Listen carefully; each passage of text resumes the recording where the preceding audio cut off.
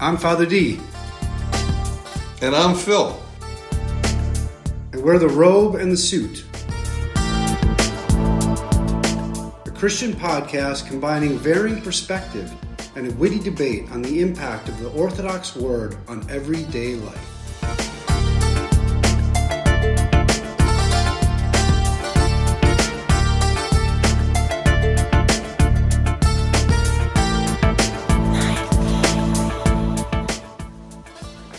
Hi, I'm Phil Kafarakis, a Greek Orthodox Christian that grew up here at St. Constantine and Helen Greek Orthodox Church of Washington, D.C., actually in Silver Spring, Maryland. And with me is a friend of mine that goes back several decades.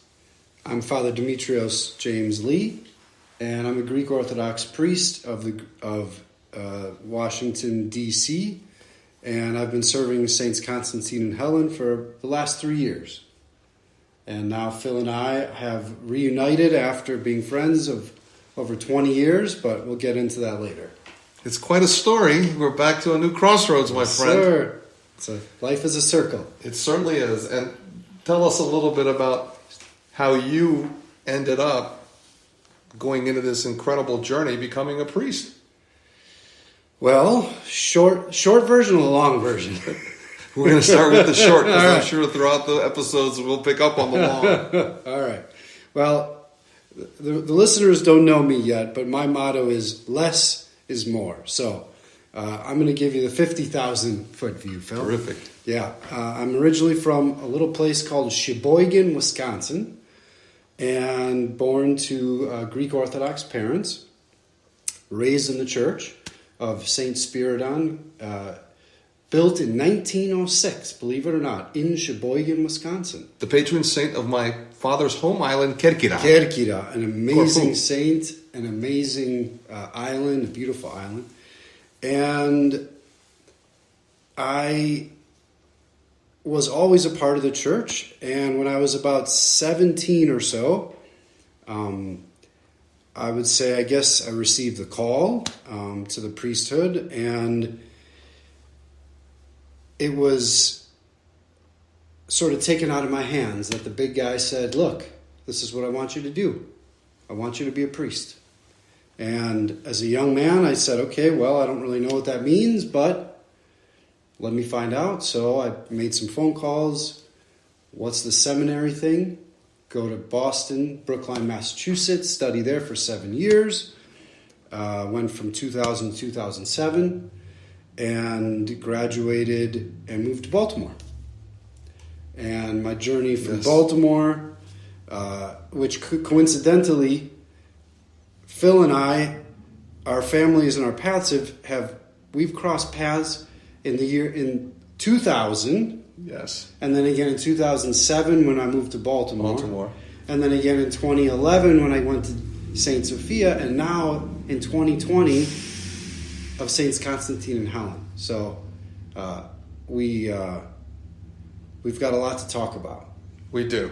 And people say I can't keep a job, but it's been a career path. Right? It's been a career path all these years. I've been so privileged to have you in my life.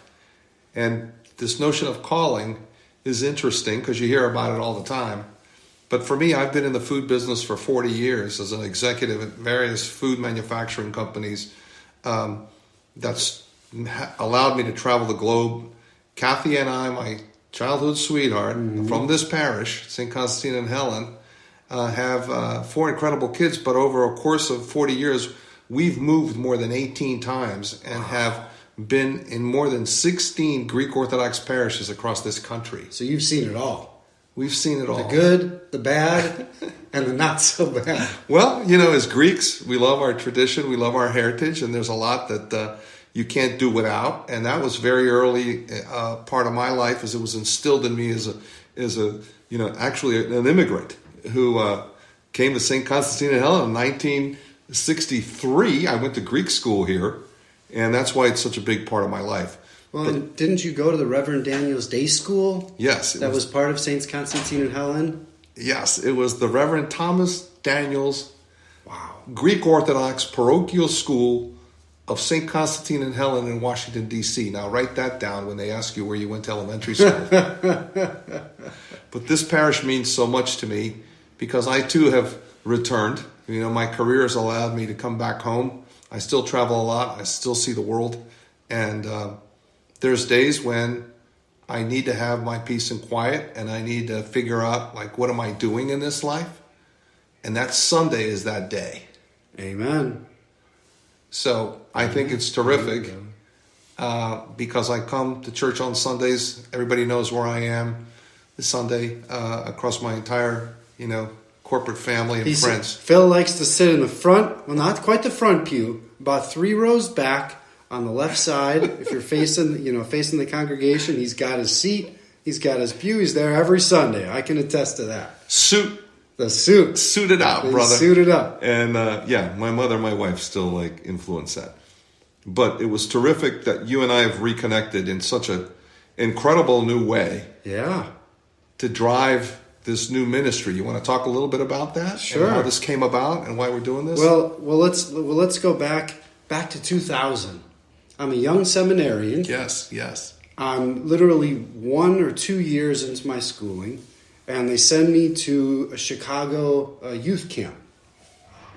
And they had me speak at this youth conference. And there sitting next to me is a young man by the name of Menelaus Christopher Kafarakis. Yes, number one son. Who is the senior of his Goya group, his Greek Orthodox Youth of America group. He was the president of that chapter. And we start chatting, and we didn't exchange, numbers, or we never stayed in contact, but he made a big impression on me. So now fast forward, let's see, 8 years, I moved to Baltimore. Yeah. I graduate from seminary. I get a job at IOCC, International Orthodox Christian Charities. And I'm going for a pizza. And before my pizza, I decided to have a beer. Because you got to have a beer with a pizza. Absolutely. And who serves me my first beer in my first pizza restaurant in Baltimore, Maryland? Menelaus Christopher Kafarakis. I mean, you can't make this up. Yeah. We came home back then, and I was working for McCormick, the spice company, which was headquartered in Baltimore. And we decided we were going to be part of the Annunciation Greek Orthodox Church with a magnificent cleric who today is a bishop. Yes, Father Dean, now His Grace. Constantine Morales. Absolutely. Yeah, it was a big debate because why wouldn't we be driving an hour and 40 minutes back to St. Constantine and Helen? And I was like, no, we know where it is. We'll see you guys, but this is our Sunday run, and now we're here at Annunciation, and that's where we started to reconnect again with you and the youth. I was Father Dean's, now His Grace, Bishop Constantine's pastoral assistant. So I got to work with the youth there. I got to work with Phil and Kathy at Annunciation. And then fast forward another, let's say, 4 years to St. Sophia Greek Orthodox Cathedral. And there Phil and Kathy, they pop up again. Yeah. I can't escape. Continuing the journey, then we make our way to 2020. Saints Constantine and Helen, the Archbishop assigns me as the proistamenos, the head priest of this community. And who is the first family that greets me as I walk in the door? Phil and Kathy Kafarakis. And now we're here to stay. We're here to do great things moving forward. And there's a lot of great things coming, Phil. You can bet on that. Yes, Father. It's been a blessing. Clearly, we've built this incredible edifice, this incredible building, this incredible campus.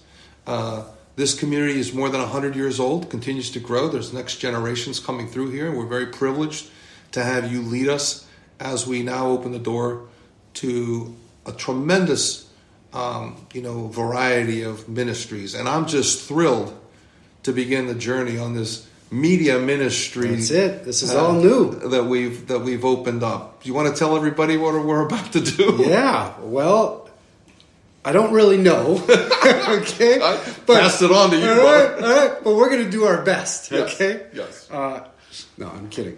We plan about a 9-episode season for this year, and every other Sunday we are going to cover the reading for the gospel. Okay, so every Sunday we read a gospel message. Yes. And in most Greek Orthodox parishes, the priest would preach on the gospel.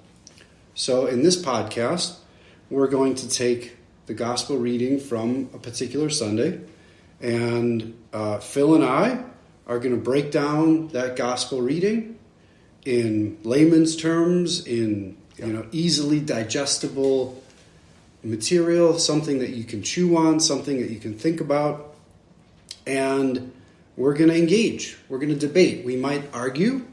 We probably will, because there's a lot of... I got questions, and I know I've been around a long time, but brother, I got questions, Well, I don't have the answers, but we're going to do our best. Good.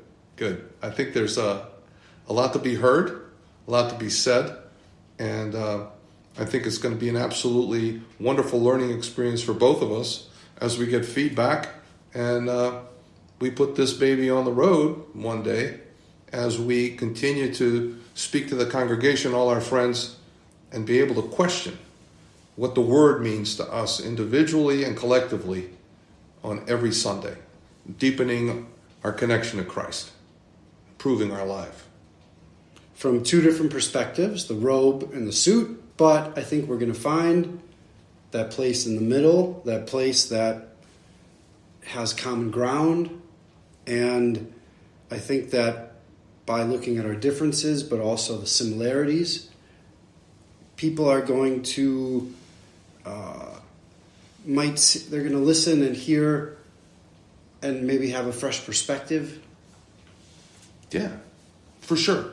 So one of the things that's amazing is we're preparing this podcast, so you'll be able to subscribe, listen, download this podcast wherever you get your podcast. This is an extensive reach. I was very impressed with our media team here that we're building. We'll be on Apple Podcasts, Spotify, iHeartRadio, Google Podcasts, Amazon Music, and all the other podcast venues that exist. So we're extensive, and we're also on YouTube. And that's a wrap for The Robe and the Suit, a Christian podcast combining varying perspective and witty debate on the impact of the Orthodox Word on everyday life. Download and listen wherever you get your latest podcasts. There's no need for you to dress up. Leave the robe and the suit to us. And jump in the fray.